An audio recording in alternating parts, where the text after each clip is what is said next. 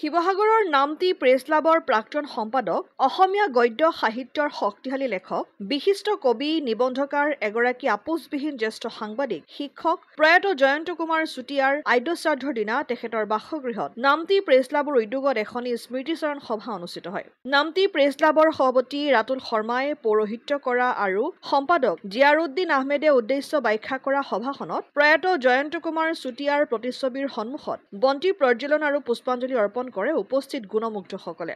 যোৱা ২৭ মে'ৰ দিনা ডিব্ৰুগড়ৰ এখন ব্যক্তিগত চিকিৎসালয়ত পৰলোক প্ৰাপ্তি হোৱা অমায়িক স্বভাৱৰ ব্যক্তিজনৰ মৃত্যুৰ খবৰ বিয়পি পৰাৰ লগে লগে বৃহত্তৰ নামতি অঞ্চলটোৰ লগতে শিৱসাগৰ জিলাৰ বৌদ্ধিক মহলত গভীৰ শোকৰ ছাপ পৰে। জীৱনৰ প্ৰতি অতি খেয়ালী মনৰ জয়ন্ত কুমাৰ চুতীয়া লেখক হিচাপে জনপ্ৰিয় আছিল যদিও প্ৰচাৰ বিমুখ আছিল। বিশেষকৈ তেওঁ বহু লেখা ছদ্মনামেৰে প্ৰকাশ কৰিছিল বুলি জানিব পৰা গৈছে।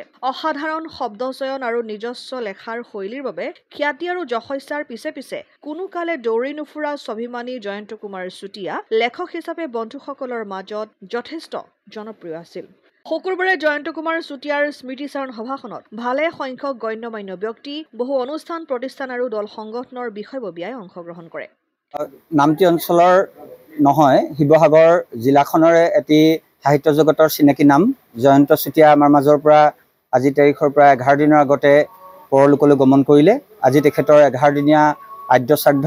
তেখেতৰ আদ্যশ্ৰাদ্ধ উপলক্ষত নামতি প্ৰেছ ক্লাবৰ তৰফৰ পৰা আজি এখন স্মৃতিচাৰণ সভা ইয়াত অনুষ্ঠিত হৈ গৈছে।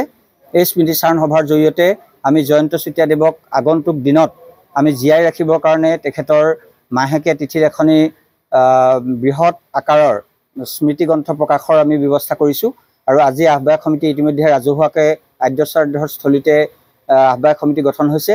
আমি আশা ৰাখিছোঁ যে জয়ন্ত চুতীয়াৰ প্ৰতি থকা আন্তৰিকতা আৰু জয়ন্তীয়াৰ অতীত যাৰ লগত বিশিষ্ট কবি, সাহিত্যিক, শিক্ষক সকলো শ্ৰেণী সমাজৰ যিসকলৰ লগত তেখেত জড়িত আছিল, সকলোৱে যাতে তেখেতৰ প্ৰতি লিখা আগবঢ়াই তেখেতৰ জীৱনকালৰ এই গোটেই স্মৃতিখিনি যুগমীয়া কৰিবৰ কাৰণে আমি দলিল হিচাপে স্মৃতিগ্ৰন্থ প্ৰকাশ কৰিবলৈ লৈছোঁ। সকলোৱে যাতে আমাক এই স্মৃতিগ্ৰন্থখনৰ কাৰণে সহযোগিতা আগবঢ়াই এখন পূৰ্ণাংগ জীৱনপঞ্জী আমি প্ৰকাশ কৰিব পাৰোঁ, তাৰ কাৰণে সকলোৰে পৰা আমি নামতি প্ৰেছ ক্লাবৰ তৰফে আমি সহায় আৰু শুভকামনা বিচাৰিছোঁ। শিৱসাগৰৰ পৰা সৈয়দ মুস্তাকুৰ ৰহমানৰ ৰিপৰ্ট, অসম আদিত্য।